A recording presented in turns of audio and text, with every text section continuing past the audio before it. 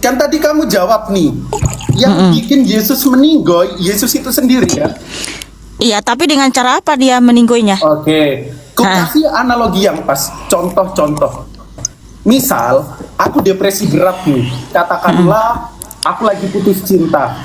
Terus, aku sendiri yang membuat diriku meninggoy.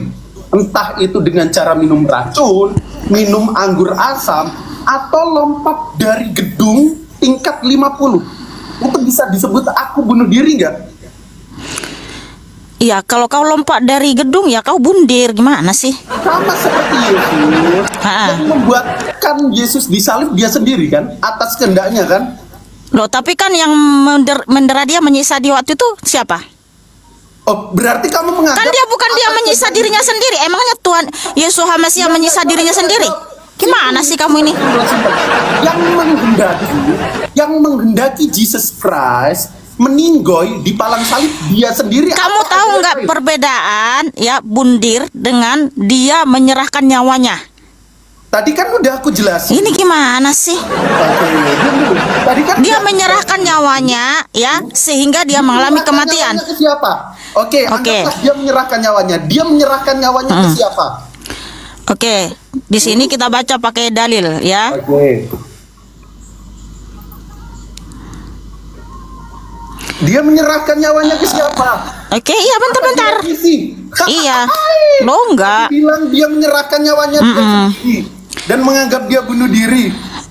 Nggak ada dia bundir, kamu yang bilang dia bundir. Cemana ya kamu ini? Oke, sebentar. Diam dulu, diam.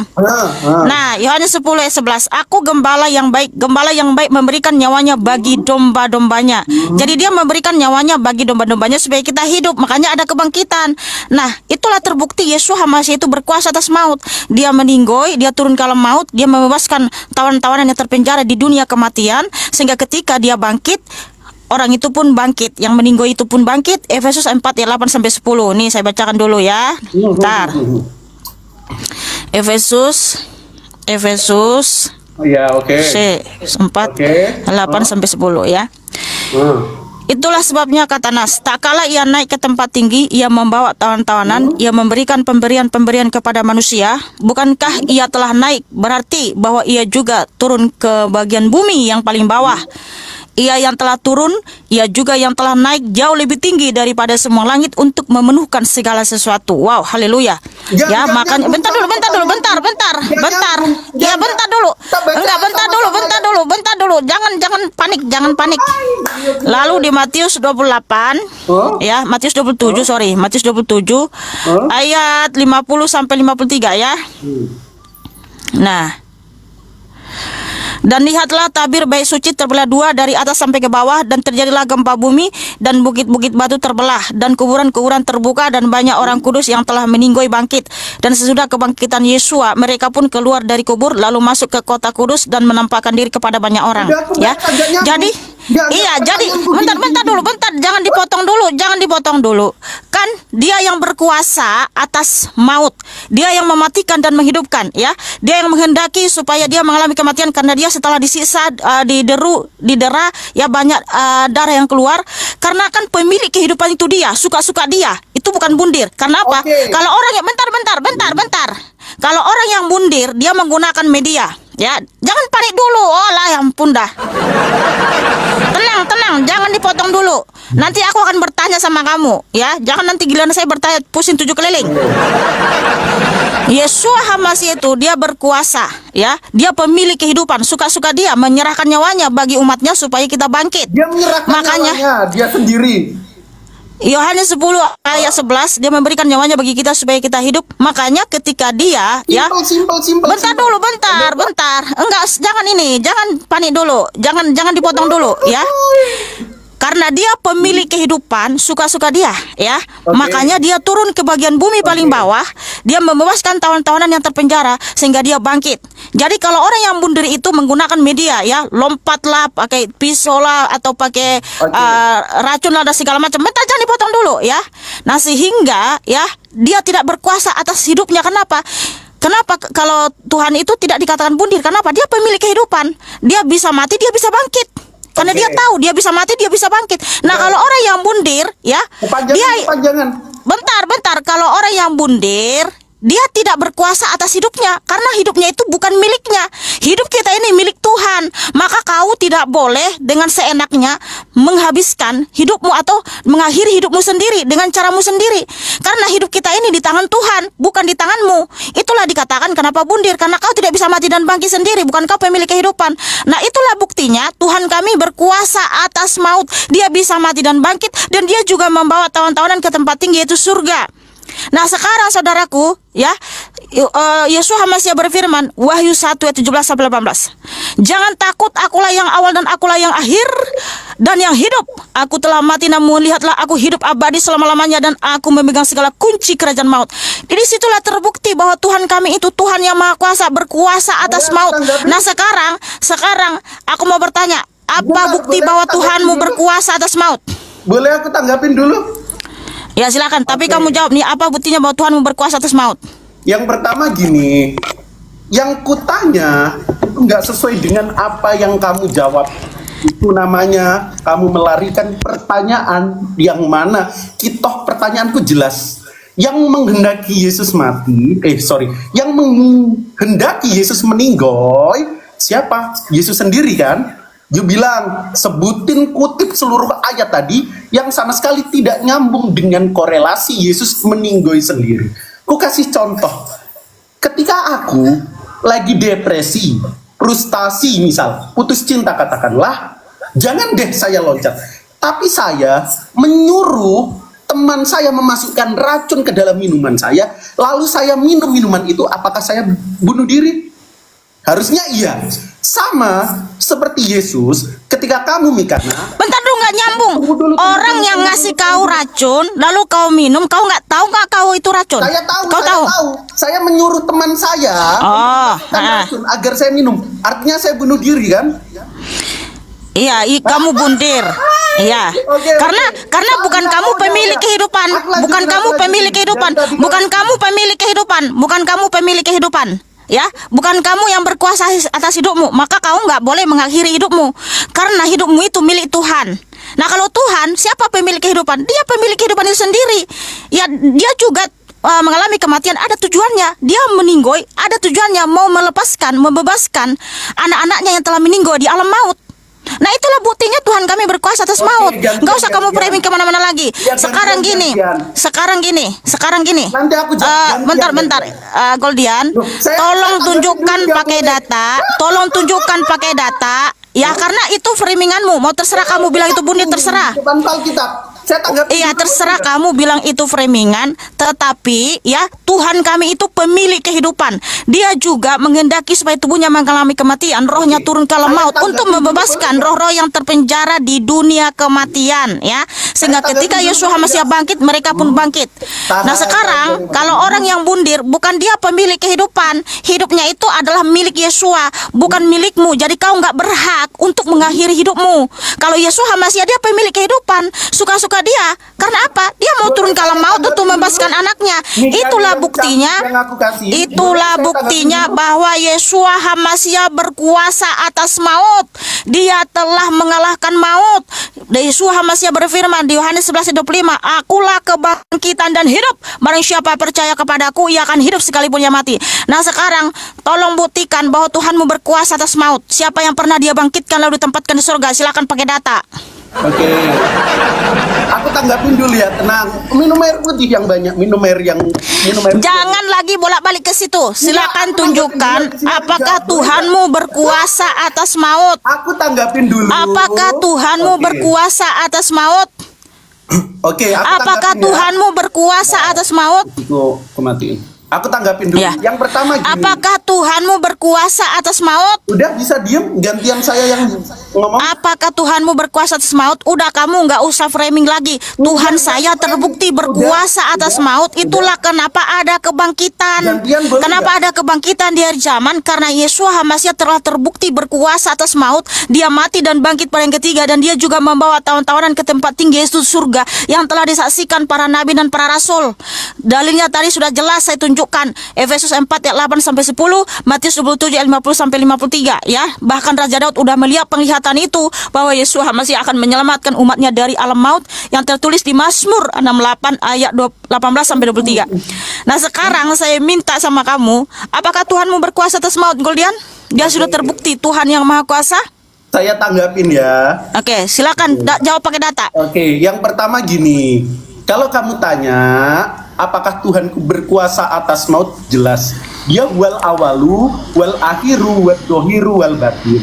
Dia yang awal, nggak pernah meninggoy seperti Tuhan ini. Lalu di mana buktinya dia berkuasa atas maut kalau dia nggak pernah mati dan bangkit? Kamu tahu nggak Cristiano Ronaldo kenapa nggak bisa terkalahkan? Karena dia bertanding di arena sepak bola. Lalu bagaimana kamu tahu Tuhanmu pernah berkuasa atas maut kalau dia nggak pernah mati dan bangkit? Ya silakan pakai data, actionnya yang saya minta, bukan teori. Diam dulu. Logika kita harusnya nangkap.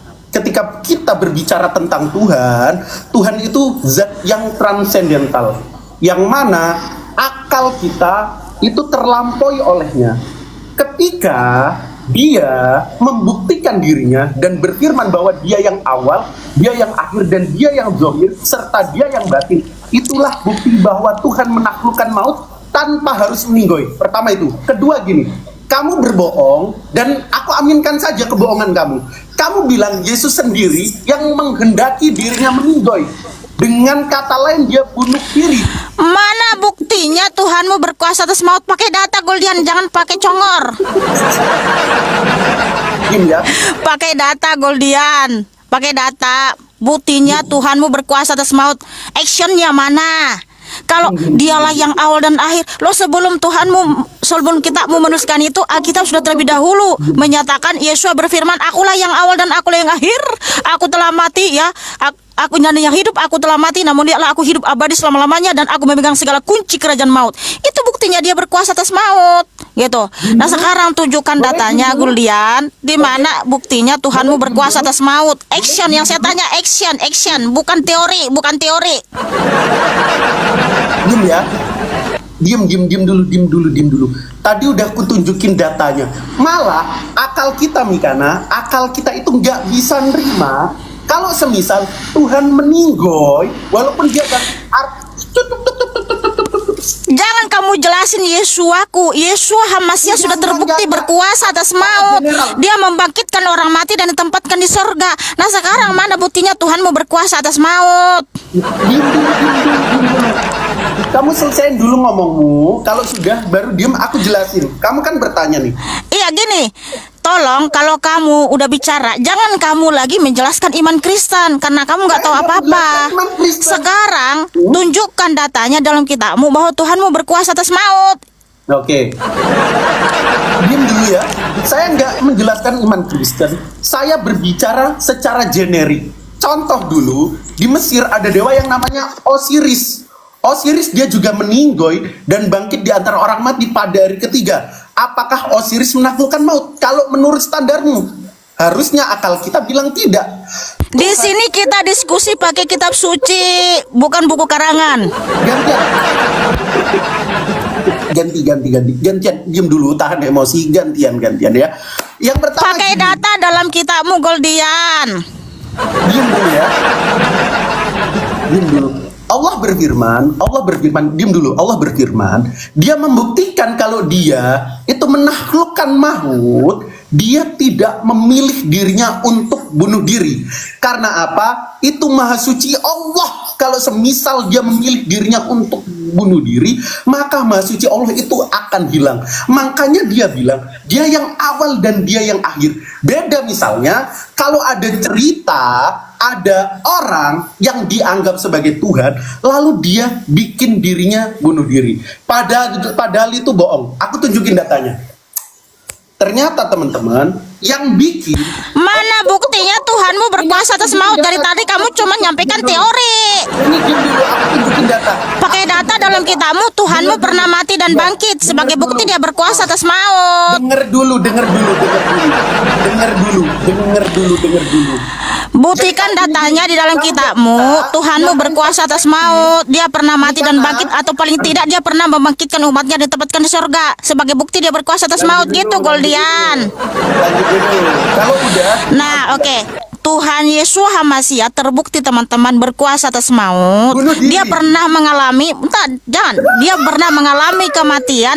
Dia mati dan bangkit pada yang ketiga, hidup abadi selama-lamanya. Dan dia juga membawa tawanan-tawanan. Dia membangkitkan roh-roh yang terpenjara di dunia kematian sehingga dibawa ke tempat tinggi, yaitu surga. Sudah dituliskan di Matius 27 ayat 50 sampai 53, Efesus 8 sampai 10, ya, Mazmur 68 ayat 18 sampai 23. Itulah buktinya Tuhan kami berkuasa atas maut. Makanya ada kebangkitan. Yesus Hamasiah berfirman, Yohanes 11 ayat 25, Akulah kebangkitan dan hidup. Barang siapa percaya kepadaku, ia akan hidup sekalipun ia mati. Makanya ada kebangkitan di hari kiamat, karena Yesus Hamasiah telah terbukti berkuasa atas maut.